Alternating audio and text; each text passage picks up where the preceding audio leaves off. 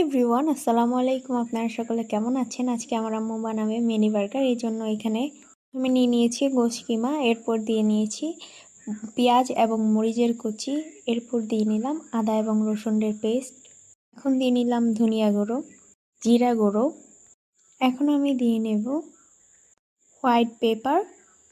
আপনারা আপনাদের পরিমাণ মতো নিয়ে নেবেন। এখন আমরা দিয়ে দেব গরম মশলার গুঁড়ো, এরপর আমরা দিয়ে নেব আমাদের পরিমাণ মতো লবণ।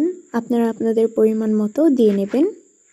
এখন আমরা দিয়ে নেব পরিমাণ মতো সয়া সস। আপনারা আপনাদের পরিমাণ মতো দিয়ে নেবেন। এরপর দিয়ে নেব আমরা টমেটোর সস। আর আপনাদের বাসায় যদি টমেটোর সসটা না থাকে তাহলে এটাকে স্কিপও করতে পারেন।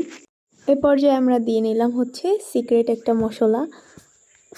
এখন আমরা নিয়ে নেব 2 টেবিল চামচ পরিমাণ কর্নফ্লাওয়ার।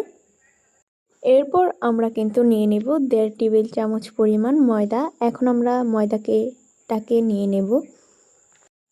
এই পর্যায়ে আমরা নিয়ে নেব বিস্কিটের গুঁড়া, টুস বিস্কিটের। এই বিস্কিটের গুঁড়াটা কিন্তু আমরা ব্লেন্ডারে ব্লেন্ড করে নিয়েছি।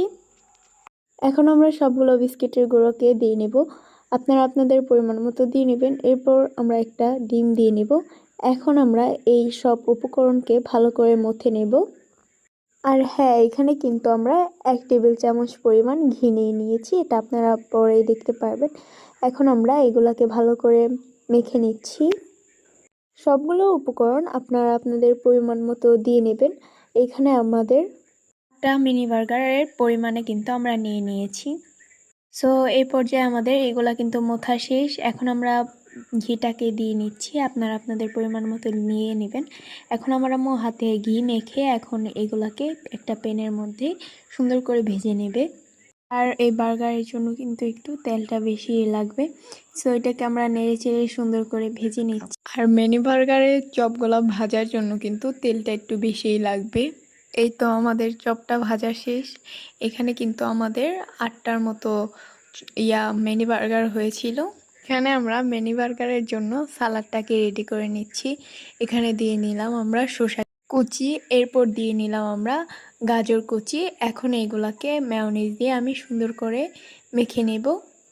তাহলেই কিন্তু হয়ে যাবে আমাদের মিনি বার্গারের সে পুরটা। এখানে আমরা মিনি বার্গারের রুটিটাকে কেটে নিচ্ছি। এই তো পুরো রুটিটাকে আমরা কেটে নিচ্ছি। আমার আম্মু কিন্তু শেফদের মতো কাটে। আমার আম্মুর কাটার অভিজ্ঞতা কিন্তু অনেক ভালো। এখানে আমার আম্মু বার্গারগুলোর মধ্যে কিন্তু মেয়োনিজ দিয়ে নিচ্ছে। এরপর আমরা দিয়ে নেব হচ্ছে সস। আপনারা যদি সসটা না খান তাহলে নাই দিতে পারেন।